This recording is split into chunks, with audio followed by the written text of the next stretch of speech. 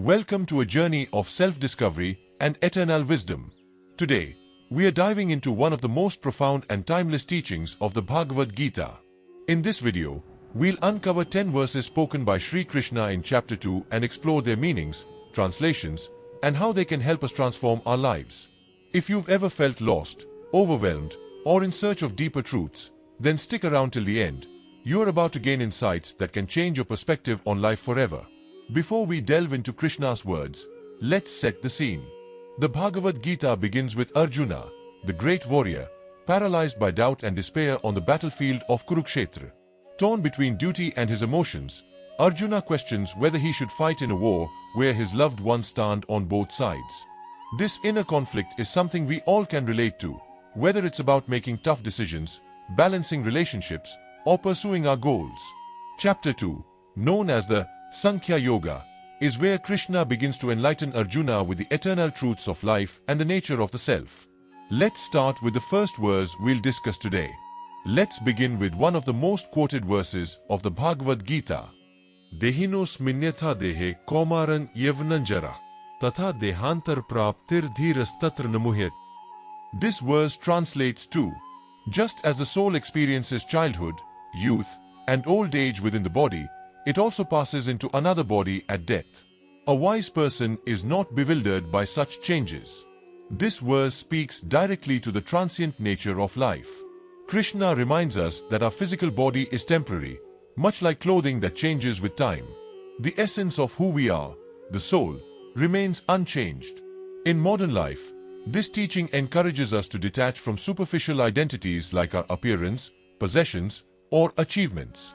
Instead, we should focus on nurturing the eternal part of ourselves, our character, values, and inner peace.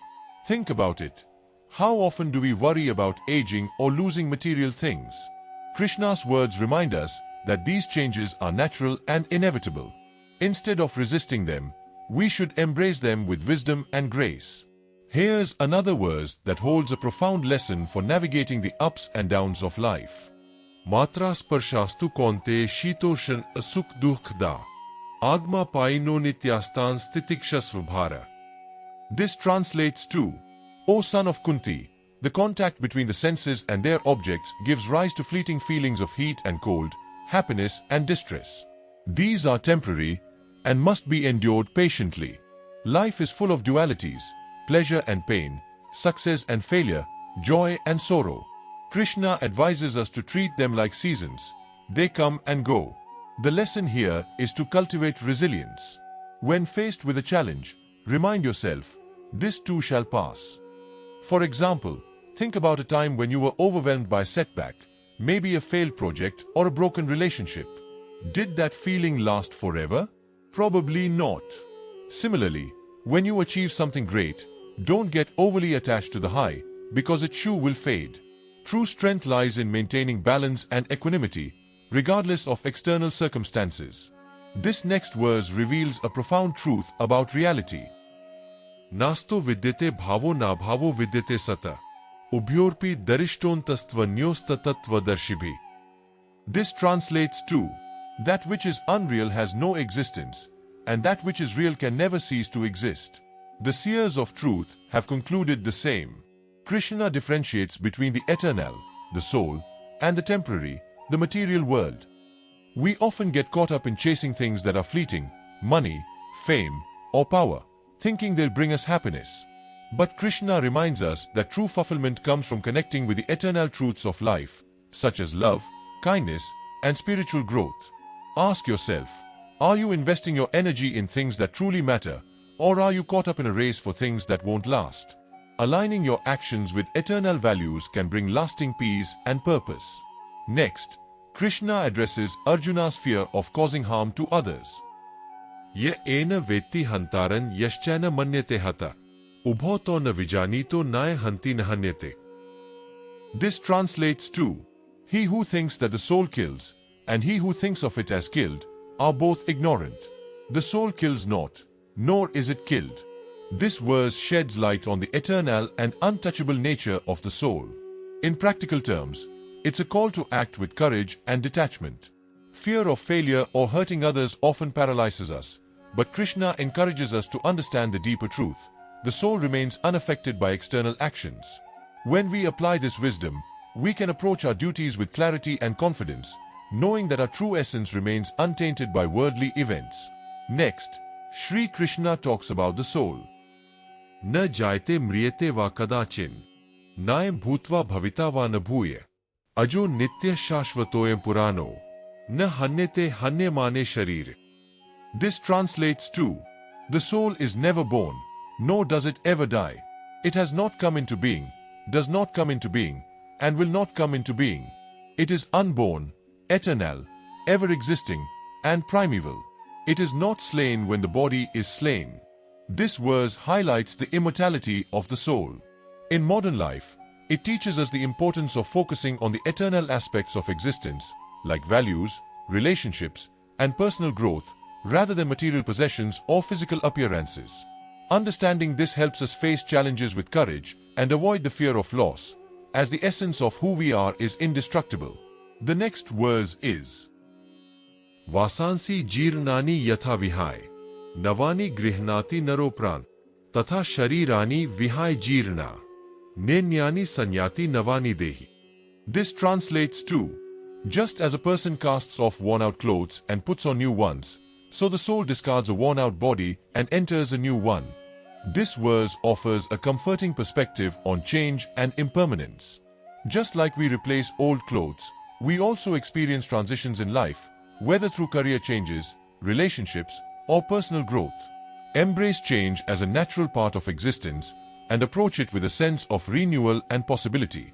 The next verse is Nana chindanti shastrani nana dahti pavaka, na chanan kledyantyaapo na shosheti maruta. This translates to, weapons cannot cut it, fire cannot burn it, water cannot wet it, and wine cannot dry it.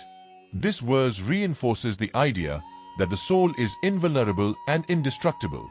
In everyday life, it teaches us resilience. Our true self is untouched by external challenges, failures, or criticisms. By understanding this, we can develop mental strength and navigate life's storms with grace. The next verse is Karmane vadhikaraste ma faleshu kadachar, ma karma fal hetur bhurmate sangostva karmane. This translates to, you have the right to perform your prescribed duties, but you are not entitled to the fruits of your actions. Never consider yourself the cause of the results of your activities, nor be attached to inaction. This is one of the most profound teachings of the Gita. Krishna emphasizes the importance of focusing on effort rather than outcomes. In practical life, it's a reminder to concentrate on what we can control, our actions and intentions, and let go of the anxiety over results. This approach reduces stress and enhances performance, whether in work, relationships, or personal goals. The next verse is Buddhiyukto jahati ubhe sukrit dushkrite, tasma yogai yujas vyog, karmsu koshlam. This translates to, a person engaged in the practice of wisdom casts off both good and bad actions in this life. Therefore, strive for yoga, which is the art of all work. This verse highlights the importance of mindfulness in action. It teaches us that true success lies not in the outcome, but in the quality and awareness we bring to our efforts. Whether it's a professional task or personal relationship, performing it with full attention and integrity is the key to excellence. The next verse is Shri Bhagwanuva Prajhati yada kaman sarvan parth manogta atmanevatmana tusht sthit pragyastadochate. This translates to, when a person gives up all desires that arise in the mind and finds satisfaction in the self alone, they are said to be in perfect wisdom. This verse speaks to the importance of inner contentment. In today's world, where we are constantly chasing external achievements, Krishna reminds us to find joy within ourselves. Cultivate self-awareness and gratitude to experience lasting happiness, regardless of external circumstances. As we conclude, let us reflect on the timeless wisdom of these verses. Through the teachings of Shri Krishna in chapter 2 of the Bhagavad Gita, we learn that life is a journey of self-discovery, resilience, and balance.